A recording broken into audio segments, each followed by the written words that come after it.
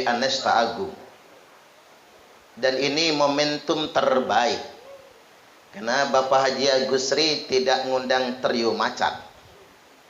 Biasanya kalau ulang tahun perusahaan itu ngundang trio macan, ngundang Dewi Persik gitu.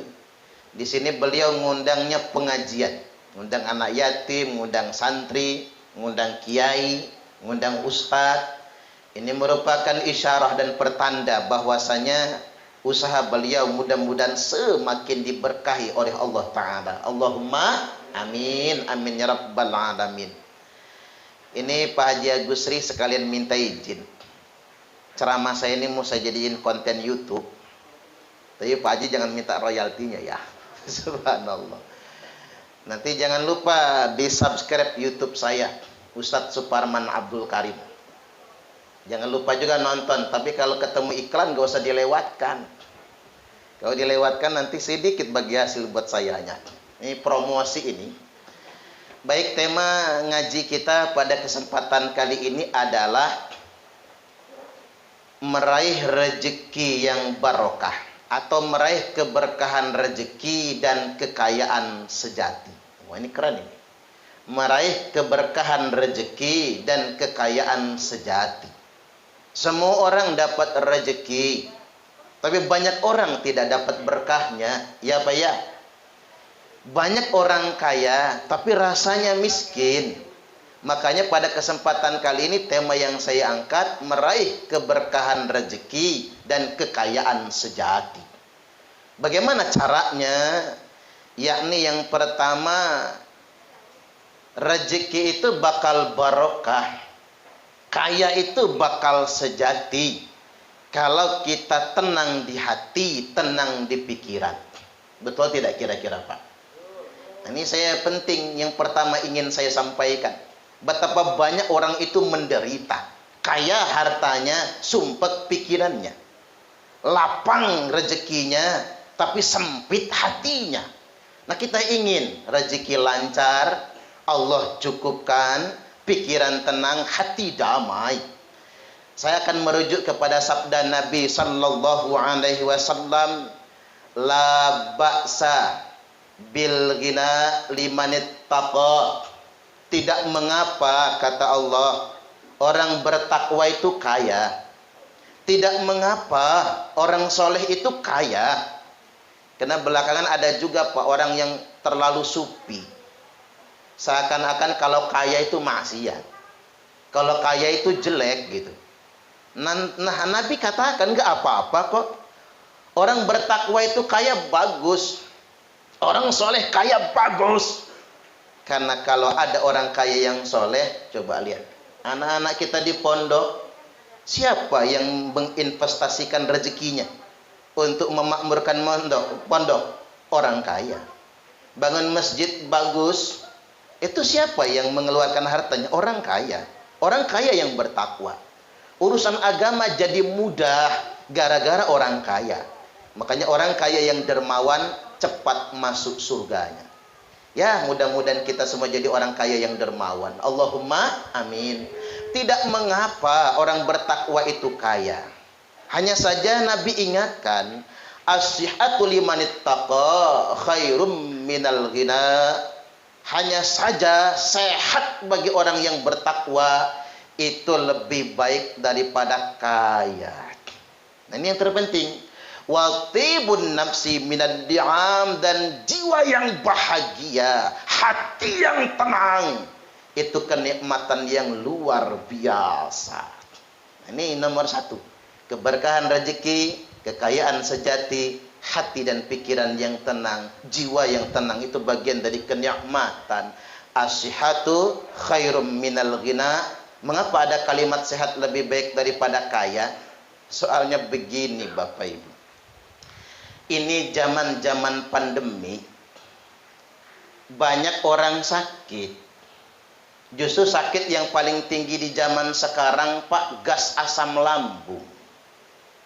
Asam lambung itu sebab utamanya stres, tekanan pikiran. Jadi yang banyak kena sekarang ini orang kena asam lambung. Ada nggak ya kira-kira ya? Makanya damaikan hati kita.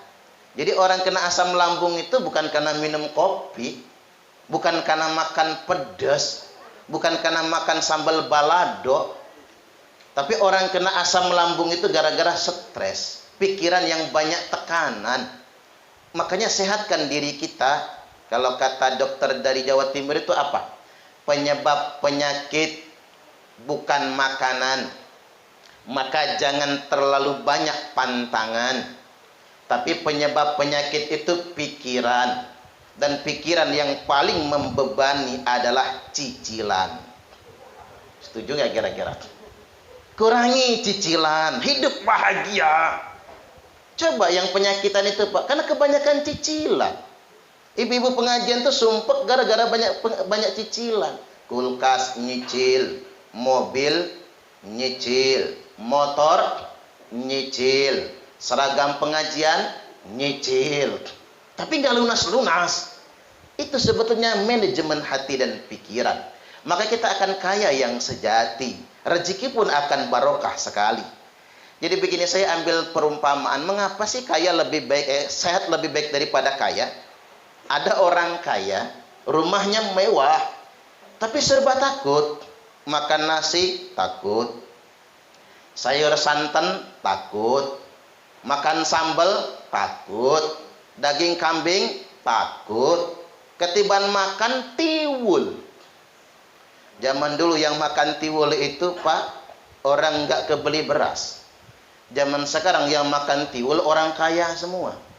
Nah di samping rumah orang kaya ada orang miskin. Rumahnya gede, atapnya aja bocor, lantainya tanah, tapi sekali makan 3 piring, 3 kali nambah. Sayur nangka santan kental, lauknya ikan asin gabus menggalah sepiring, sambal terasi pedas, lalapnya triple, pete, jengkol, jaling. Kalau kata Pak Erlan, petai, jehing, kabau. Mantap. Makan bersimbah keringat, duduk di teras, buka baju, ngudut ji samsu. Asihatu khairum minal ghina. Sehat lebih baik daripada kaya. Maka mudah-mudahan kita semua selalu disehatkan oleh Allah Ta'ala. Allahumma amin. Bagaimana caranya? Mulai dari pikiran yang tenang, mulai dari hati yang damai. Damaikan diri kita, jangan takut berlebih-lebihan. Saya setuju dengan pernyataan begini, ini nggak bisa dibantai. Corona belum ada obatnya. Karena corona itu virus, yang ada vaksinnya. Dan orang yang sudah divaksin belum tentu tidak kena COVID. Jadi COVID itu belum ada obatnya. Bahkan COVID itu tidak ada obatnya. Hanya saja ada kalimat dalam Islam itu Nabi bersabda, likulli da'in dawaun. Tiap-tiap penyakit pasti ada penawarnya. Artinya sesuatu yang tidak ketemu obatnya di luar, ada penawarnya dalam diri kita sendiri. Apa itu? Imunitas, daya tahan tubuh. Makanya kita itu minum madu, habatus sauda, vitamin C, multivitamin, daun sungkai, jahe, dan lain sebagainya. Itu bukan obat COVID, tapi untuk menguatkan daya tahan tubuh kita sendiri. Maka kuatkan daya tahan tubuh kita, imunitas. Dan ternyata modal utama daya tahan tubuh adalah ketenangan hati dan pikiran. Kalau kata dokter internasional, ini dokternya bukan lagi nasional, dokter internasional Syekh Ibnu Sina, al-wahmu nisfudda, kecemasan, kekhawatiran, galau di hati, tak tenang pikiran adalah separuh dari penyakit. Sehat kita, bugar kita, kuat badan kita, tapi kalau pikiran nggak tenang Bapak Ibu, maka penyakit apapun pasti datang kepada kita semua. Makanya saya bersyukur gara-gara COVID ini Bapak Ibu, saya nggak pernah kena flu. Karena tiap hari rutin minum vitamin sama multivitamin. Jadi kangen juga kena pilek itu ternyata ya. Udah 2 tahun lebih nggak kena flu saya. Karena tadi menjaga kesehatan, menenangkan hati, tapi tetap sesuai dengan anjuran medis. Apa anjuran medisnya? Kita minum vitamin, multivitamin, sehat. Dan gara-gara COVID ini, stay at home 2020 kemarin, yang kita PPKM itu loh Pak, masjid pada tutup semua itu, gara-gara lockdown, istri saya positif hamil. Alhamdulillah. Karena gini Pak Jagusri, saya ini didiagnosa dokter susah punya anak. Itu susah punya anak. Karena kualitasnya jelek. Dulu dokter nyaranin, Ustadz kalau pengen punya anak, libur dulu ceramahnya. Berapa lama liburnya? Sebulan. Nah kata saya, sebulan lama amat ini. Ya kalau pengen punya anak, kata dia, buat apa ceramah keliling terus? Buat apa ngajar ngaji keliling terus? Ya sudah, libur dulu. Begitu saya liburkan Pak, caspleng hasil anak pertama. Kata saya sama istri, kamu nggak usah KB, kita pengen anak yang berikutnya. Nggak ngasil-ngasil juga. Dipaksa lockdown sama COVID, ngasil anak yang kedua Pak. Begitu lahir saya nanya sama istri, apa kita namain corona aja anak kita ini, kan nih hasil positif corona. Kata istri, ya janganlah, penyakit itu, kata dia. Artinya hikmah bagi kita semua Bapak Ibu. Jadi nggak selamanya lockdown itu jelek. Walaupun memang agak pening dikit Pak. Karena 40 hari 40 malam nggak berangkat pengajian, kata Imam Al-Ghazali, sudah cukup bekalmu masuk neraka. Nah saya 40 hari 40 malam nggak diundang pengajian, habis bekal saya. Iya juga ya. Makanya benerlah kalau kata Al-Imam Sufyan Ats-Tsauri itu, hadza zamanus sukut waluzumul buyut waridha bil qut ila antamut. Ini zaman kalian semua mesti banyak diam. Waluzumul buyut, betah tinggal di rumah. Keren ini. Jadi stay at home itu sudah ada dari zaman dulu ternyata Pak. Al-Imam Sufyan Ats-Tsauri itu kan ulama tabi'in. Sudah ada sejak zaman dahulu, cuman nyebutnya bukan stay at home. Itu kan bahasa Inggris. Gara-gara corona ini orang kampung saya pintar semua bahasa Inggris. Diam di rumah, stay at home. Sekolah dari rumah, homeschooling. Ngajar dari rumah, home teaching. Kerja dari rumah, home working. Buruh harian di rumah kan tidak digaji, home pimpa. Alaihum gambreng. Makanya bersyukur saya dengar tadi luar biasa. PT Anesta Agung walaupun diterpa COVID 2 tahun ini tidak merumahkan karyawan, luar biasa. Tidak mem-PHK karyawan. Mudah-mudahan Pak Haji rezekinya berkah selalu. Allahumma amin. Karena banyak yang gulung tikar kolaps Bapak Ibu.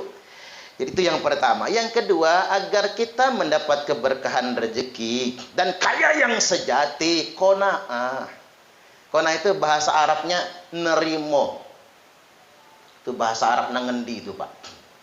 Iqna tastaghni, qanaah kata Allah, niscaya engkau akan kaya.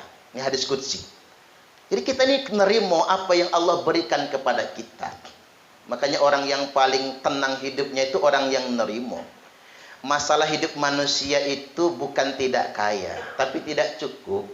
Ini ada bahasa yang keren dalam Al-Quran Bapak Ibu. Surah An-Najm 43, 44, 45, melawati 46, 47, loncat ke 48.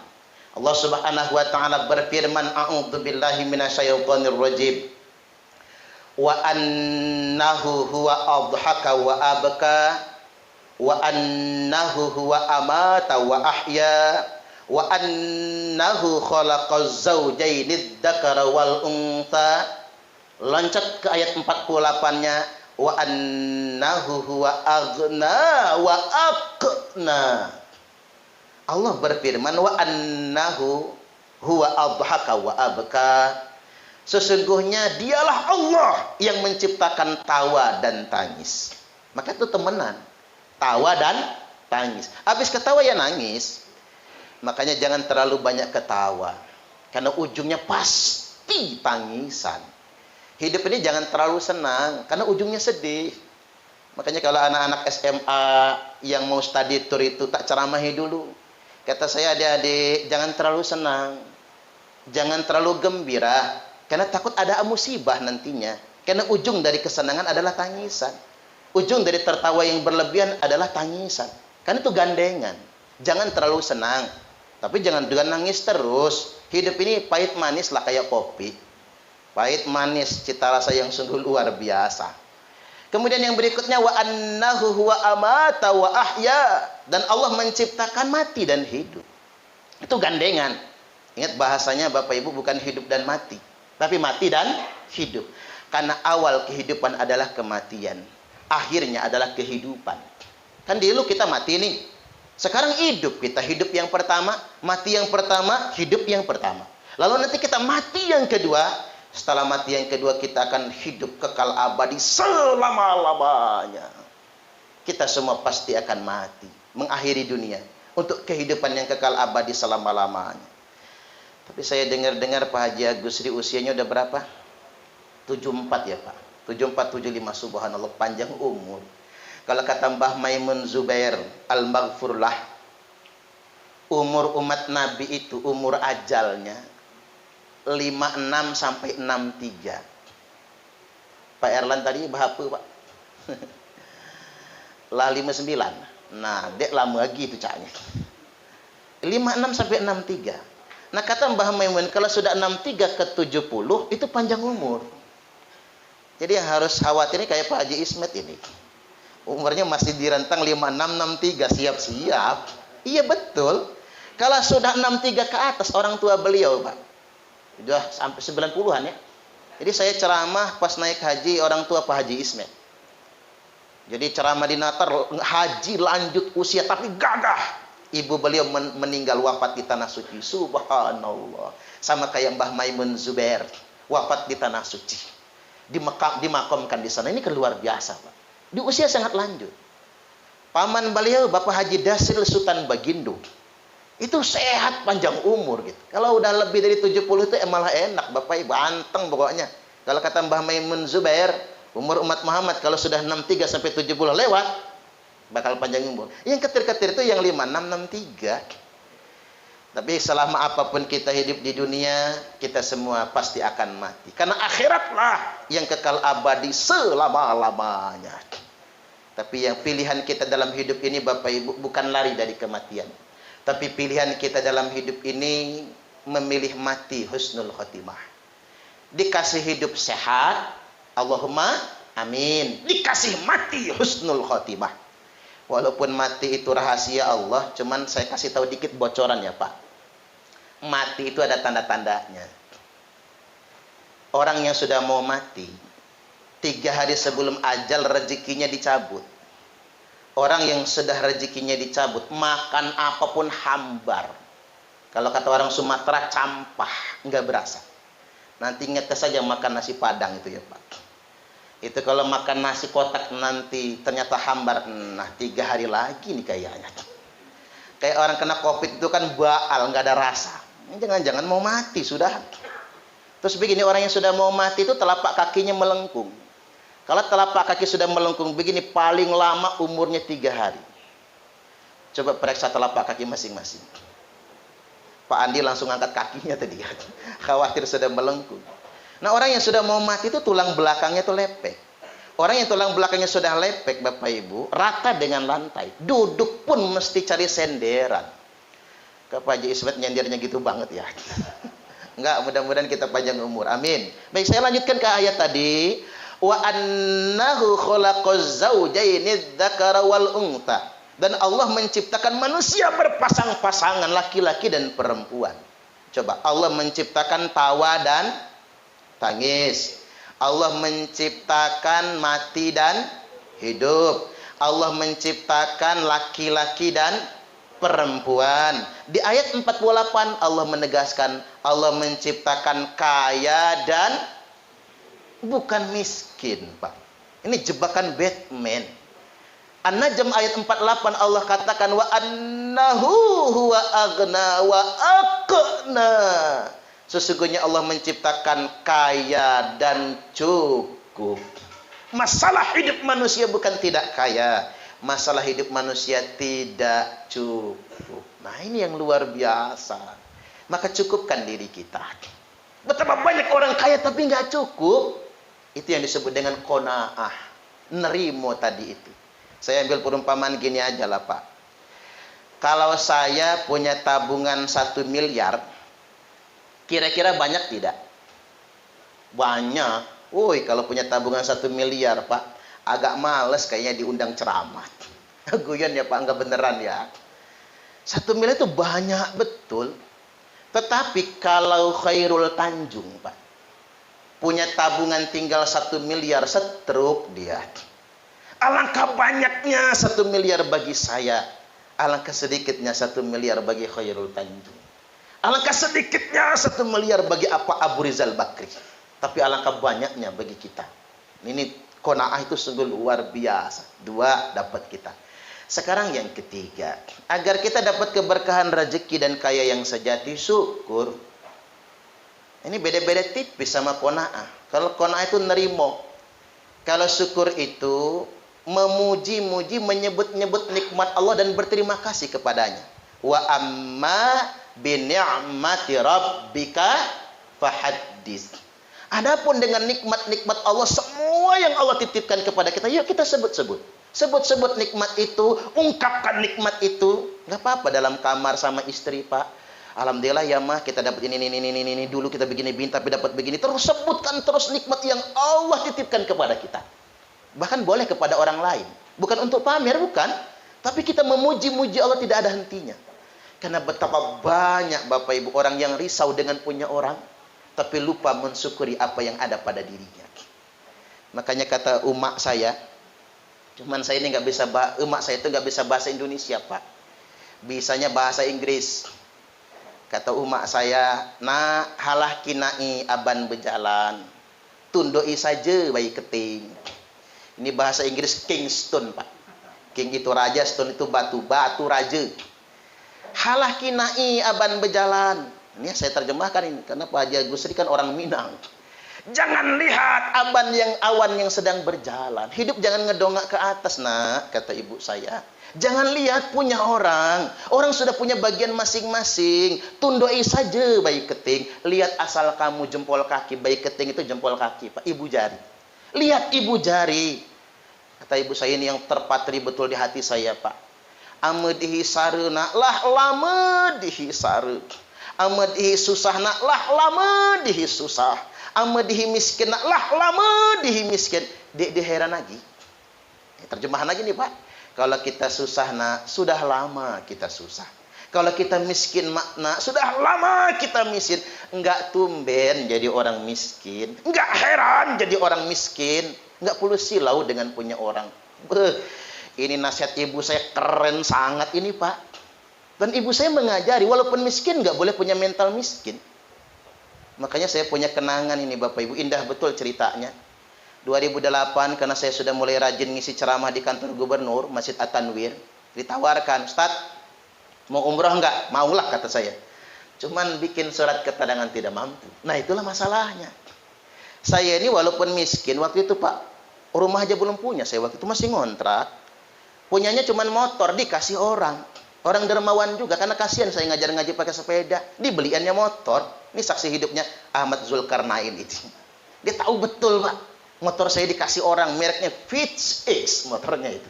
Sampai sekarang masih ada motornya itu. Buat keramat bagi saya. Jadi bukan sok kaya, cuman begini Pak, kata saya. Boleh nggak saya umroh tanpa surat keterangan tidak mampu? Lu ngapa?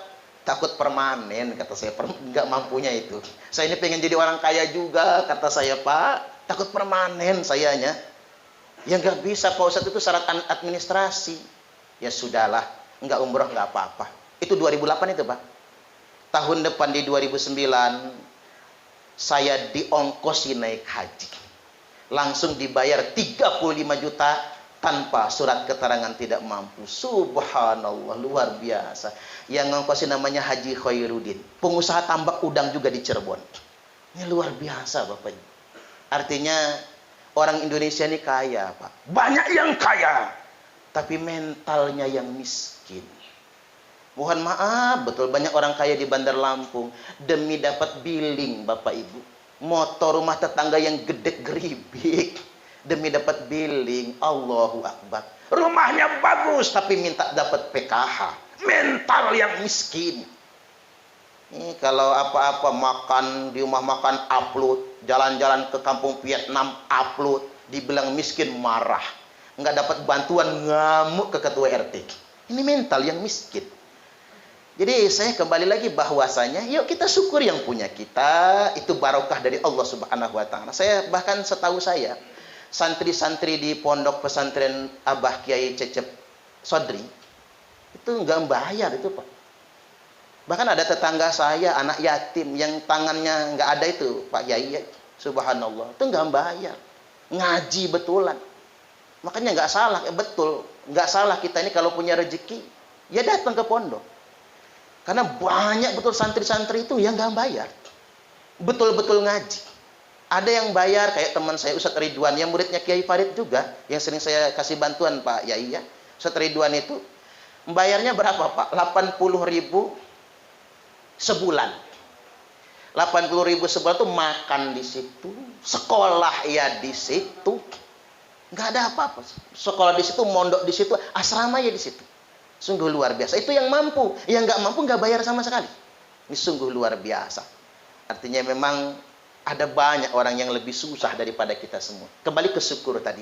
Orang bijak berkata, bukan kaya yang membuat Anda bersyukur, tapi bersyukurlah yang menjadikan Anda kaya. Bukan kaya yang membuat Anda bahagia, tapi rasa bahagia itulah yang membuat Anda semua menjadi kaya. Rasa syukur yang luar biasa, enggak panas dengan punya orang. Ini mangga kadang-kadang tetangga beli kulkas panas, tetangga beli kalung bingung, tetangga ganti mobil menggigil, tetangga beli motor gemeter, tetangga beli ceret mencret. Enggak bahagia hidup begitu.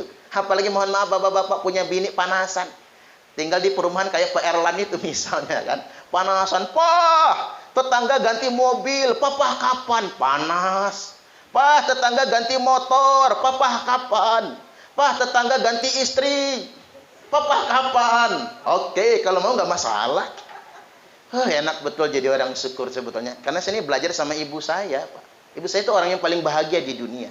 Rumahnya sederhana, sudah berangkat ke tanah suci, tapi nggak punya utang sama sekali. Ini kan bahagia, tenang hidupnya, luar biasa. 3 ya, sekarang yang keempat.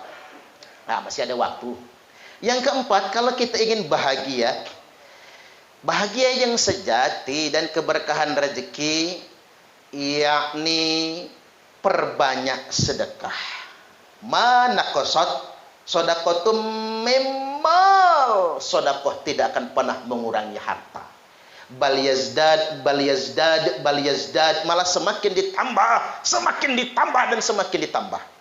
Ini karena kalau kita itu bersedekah, bisnisnya sama Allah. Kalau bisnis sama Allah, gak akan pernah rugi. Allahul Ghani. Karena Allah yang maha kaya. Sekaya-kayanya kita masih kaya Allah lah Bapak Ibu. Kalau kita masih kurang, manusia itu sekaya-kaya manusia, masih kurang. Tapi Allah tidak pernah merasa kurang. Karena kayanya tak berbatas. Allah bahkan tidak membutuhkan makhluk. Tidak membutuhkan kita semua. Itulah Allah maha kaya. Makanya berbisnislah sama yang maha kaya. Niscaya kita tidak akan pernah rugi. Lagi sempitnya rezeki, waman qudira alaihi rizquh falyunfiq mimma atahullah. Barang siapa yang merasa sempit rezeki, berat usahanya, macet pekerjaannya, segeralah berinfak. Nanti Allah berikan kemudahan. Ada kisah yang luar biasa. Kalau kaya itu sudah bagian, Pak. Kita nggak bisa iri sama orang yang kaya, lebih kaya dari kita. Abdurrahman bin Auf radhiyallahu an. Beliau sahabat Nabi yang paling kaya. Kaya sangat. Sudah banyak sedekah tambah kaya. Banyak sedekah tambah kaya. Suatu hari dia mendengar Nabi bersabda, Abdurrahman bin Auf masuk surganya belakangan. Karena hisapnya lama. Ini memang begitu Bapak Ibu. Orang miskin itu masuk surganya cepat. Makanya bapak-bapak kalau pengen cepat masuk surga jangan kaya, miskin aja. Hartanya kumpulin aja Pak, kasih ke saya. Enak aja kata bapak-bapak. Ya betul, Nabi bersabda Abdurrahman bin Auf belakangan masuk surganya. Karena dia kaya. Maka dia pulang sambil berurai air mata. Sama istrinya dia ngomong, Dek, kita miskin aja yuk. Ngapa kata isinya kesambet setan? Bukan, kata Abdurrahman bin Auf. Nabi bersabda, kita belakangan masuk surganya. Karena hisapnya lama, kita kaya. Yuk miskin aja yuk. Ya udah bang, kalau begitu kita miskin aja. Hebat bini sahabat. Coba kalau bini kita diomong begitu. Dek, kita melarat aja yuk. Ya lu aja yang melarat, kata dia. Gua mah mending cerai daripada melarat. Masya Allah. Bini zaman sekarang ini, Pak. Kata Abdurrahman bin Auf, kalau kita mau melarat, yuk kita sedekahkan harta kita. Udah disedekahkan, tambah kaya. Pusing Abdurrahman bin Auf, gimana caranya biar miskin? Tiba momentum Pak perang Tabuk. Kurma sudah panen, tapi belum sempat dijual. Sudah wayahnya panen, belum bisa sempat dijual. Ya busuk semua. Karena sahabat berangkat perang. Jihad fisabilillah ke perang Tabuk, pulang dari perang udah busuk semua, Pak. Nggak laku lagi dijual. Abdurrahman bin Auf senyum. Kesempatan nih gue miskin. Maka dia buat pengumuman, semua yang kurmanya busuk saya borong dengan harga yang paling mahal. Iya bangkrut, Pak. Ya kurma yang nggak bakal laku kok. Habis duitnya ngeborongin kurma. Kata bininya, miskin kita bang. Kan itu maunya kita. 3 hari kemudian Bapak Ibu datang utusan Raja Yaman ke Madinah mengumumkan cari kurma busuk sebanyak-banyaknya. Karena di Yaman sedang ada wabah penyakit. Mungkin corona lah, maka obatnya korma, kan begitu. Wabah penyakit menular, kata tabib di Yaman, hasil kesimpulan obatnya cuma satu, kurma busuk. Maka kurmanya Abdurrahman bin Auf yang sudah ngeborong tadi, Pak, dibayar dengan harga 10 kali lipat lebih mahal. Nangis tedodo Abdurrahman bin Auf, nggak jadi saya miskin, kok kaya lagi, kaya lagi. Ada orang yang sangat ingin miskin, tapi nggak miskin-miskin. Tapi walaupun saya ingin kabarkan, Abdurrahman bin Auf disebutkan oleh Nabi salah satu sahabat yang dijamin masuk surga. Jadi Pak Haji Agusri jangan sampai dengar ceramah ini langsung dikasih semua hartanya ya. Jadi percayalah, mudah-mudahan Pak Haji Agusri sama ibu dan keluarga besar nanti masuk surga tanpa hisab. Allahumma amin, amin ya rabbal alamin. Banyakin sedekah. Percayalah Bapak Ibu, kalau kata Syekh Abdul Qadir Al-Jailani apa? Sesuap nasi yang engkau masukkan ke dalam perut orang yang lapar, itu lebih baik daripada membangun 1000 masjid jami. Keren. Makanya saya ceramah di Bandar Lampung ini sering saya ingatkan, berhentilah dulu orang Islam itu bongkar pasang masjid. Berhenti dulu. Mahal bikin masjid itu. Masjid sudah bagus dibongkar, ganti lagi. Mahal bikin masjid. Masih banyak tetangga masjid yang gak kebeli beras. Masih banyak tetangga masjid yang gak bisa bayar SPP sekolah. Betul gak kira-kira? Yang gak bisa bayar daftar ulang. Kepedulian kita dengan sesama itu penting sekali. Membantu orang-orang yang tidak mampu, orang-orang yang lemah. Saya ini ngomong begini karena saya pernah kedapat cemesan, Pak. Apa cemesannya, Ustadz? Agama bukan di mimbar. Dakwah yang sebenarnya ada di tengah-tengah masyarakat yang lemah. Iya juga ya. Dakwah kalau cuma di mimbar, Pak, enak. Turun mimbar langsung diamplopin. Iya kan? Zaman sekarang, Pak, khutbah Jumat, disangoni. Apalagi masjidnya masjid gede, minimal gope itu. Di masjidnya Pak Haji Dasril Baitul Mukmin sekali khutbah 500.000, Pak. Turun khutbah paling 10 menit. Zaman dulu nggak ada ulama khutbah di sangoni. Zaman dulu nggak ada kiai ceramah di sangoni, nggak ada. Maka dakwah sebenarnya ya bukan di mimbar, bukan. Tapi dakwah yang sebenarnya ada di tengah-tengah masyarakat yang lemah. Saat kita berbagi, hidup ini tidak selamanya saving. Ada kalanya kita mesti banyak giving, memberi kepada sesama. Ini yang terpenting. Makanya saya punya gerakan serbu itu ya, Pak. Gerakan serbu, kita bedah rumah. Bahkan kita kuliahkan anak-anak yatim ke ITERA, ke UIN Raden Intan, ke Unila, bedah pondok. Termasuk pondoknya Ustaz Ridwan, Pak Yai. Kita bikinkan sumur bor di situ. Habis 52 juta. Kita bikinkan, bantu bikin asrama. Sedemikian rupa. Bahkan anak-anak di pondok kita ya Pak, anak-anak di pondok kita itu, anak-anak yatim itu gratis semua. Bukan panti asuhan, gratis semua. Cuman mereka bukan nggak bayar, yang bayar siapa? Orang tua asuhnya. Sedemikian rupa. Kita berbagi, karena itulah sejatinya dakwah Islam. Saya kalau ceramah ke pemandangan ya buka kartuni saya, Pak. Ceramah ke pemandangan itu bukan nerima amplop, malah bagiin duit, gocap-gocap. Oh, seneng cewek-cewek itu, Pak. Daripada gua didatengin hidung belang mata keranjang katanya. Mending dengerin ceramah Pak Ustadz, dapat gocap. 50.000 satu orang, jadilah. Sungguh luar biasa itu. Karena itu yang mesti kita dakwai. Ya kalau dakwah cuma di masjid, orang soleh semua. Apalagi kalau kita pengajian subuh, orang mau subuhan ke masjid itu orang baik semua. Tapi ada di tengah-tengah masyarakat yang lemah. Terus ada orang bikin tulisan begini yang bikin saya menangis. Orang kaya bolak-balik umroh dengan alasan rindu rumah Allah. Padahal Allah lebih rindu dengan orang kaya yang berbagi dengan fakir miskin. Iya juga ya Pak. Nerodok saya langsung. Iya juga kan. Karena mengapa saya tersungging dengan kalimat itu? Karena saya ngurus travel umroh soalnya. Ngajak orang umroh, ngurus travel umroh itu Pak, kalau nggak pandemi, sugih mas sugih. Tapi saya jadi tersungging, iya juga ya. Allah lebih rindu dengan orang kaya yang berbagi dengan fakir miskin. 4 ya. Yang kelima sekarang, agar kita kaya dunia sampai akhirat, agar kita hidupnya barokah, jaga ibadah. Allah Subhanahu wa taala berfirman tercantum dalam hadis qudsi, "Tafarragh li ibadati." Lapangkanlah waktu untuk menyembahku. Jaga salat. Amla usadraka ginan kupenuhi dadamu dengan kekayaan. Keren banget hadis qudsi ini. Allah enggak katakan begini, jaga salat nanti rumahmu penuh dengan perabot, enggak. Jaga salat nanti lemarimu banyak dengan isi Tupperware, enggak. Jaga salat nanti halamanmu penuh dengan parkir mobil, tidak. Jaga sholat nanti kepenuhi dadamu dengan kekayaan. Makanya buat karyawan PT Anesta Agung, jaga sholat.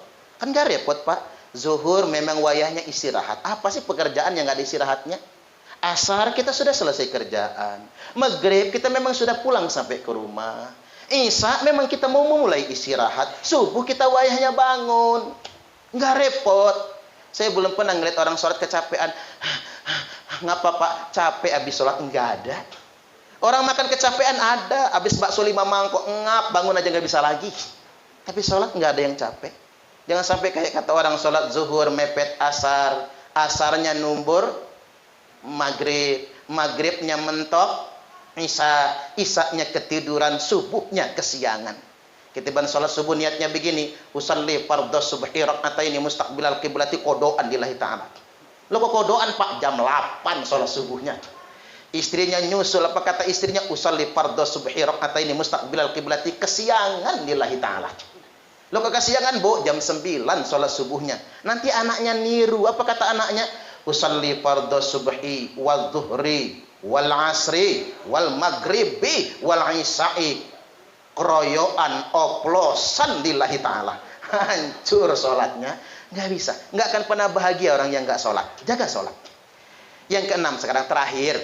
Yang terakhir. Biar dapat keberkahan rezeki. Dan kaya yang sejati. Yakni berbakti kepada kedua orang tua. Nah ini buat anak-anak Pak Haji Agusri dan cucung-cucung beliau. Yang ganteng dan cantik-cantik. Pada akhirnya datuk kita. Kakek nenek kita, kebahagiaannya ada pada perhatian anak cucunya. Iya Pak, iya Pak. Iya Pak ya, pada anak cucunya. Yang saya ceritakan tadi itu ya Pak, yang ngasih saya haji itu. Sedih, berurai air mata, kaya raya dia. Tapi anaknya pinter semua. Saking pinter anaknya, karirnya hebat semua. Tidak ada satupun yang ngurus orang tua. Orang tua kesepian di usia lanjutnya. Betapa banyak orang tua terbakar kerinduan. Berharap perhatian. Sedangkan anaknya, maaf betul, lebih sayang sama istrinya. Saya ini bukan ngajak banding-bandingan, bukan. Tapi kadang-kadang demi istri, orang tua nggak diurus.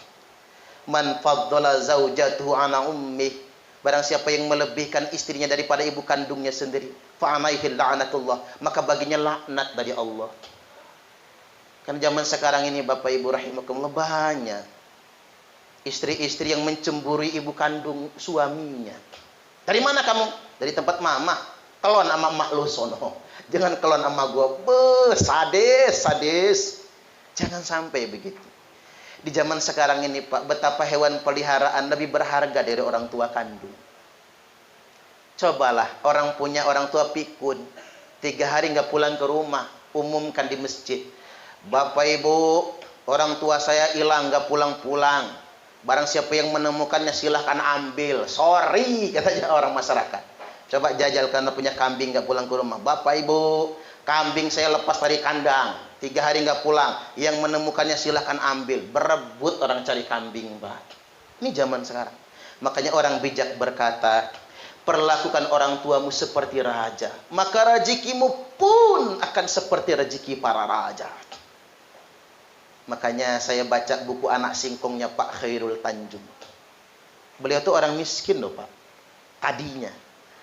Sekarang menjadi salah satu orang terkaya di Indonesia. Bahkan begini, orang Minang asli dan pribumi asli yang berkompetisi dengan yang lain Pak. Biasanya orang kaya di Indonesia itu didominasi kelompok tertentu kan, tapi beliau berhasil. Karena apa? Baktinya kepada ibu kandung. Orang yang biasa saja. Kita kenal dia di Lampung, Pak Haji Agusri. Dari bawah beliau merintis. Sampai punya 600 karyawan. Sampai punya perusahaan. Pak Haji Dasril juga begitu kan? Saya nanya Pak Haji dulu, buka rumah makan niatnya apa? Numpang makan, kata dia. Hanya numpang makan, sederhana niatnya. Nggak pengen kaya raya, cuma numpang makan. Ini sungguh luar biasa Bapak Ibu rahimakumullah. Tapi ingat, modal paling utama buat semua anak saya katakan, perlakukan orang tuamu seperti raja, maka rezekimu pun akan seperti rezeki para raja. Tapi awas, kalau engkau memperlakukan orang tuamu seperti pembantu, maka rezekimu pun akan seperti rezeki pembantu. Capek nyarinya, tapi nggak akan pernah cukup selama-lamanya.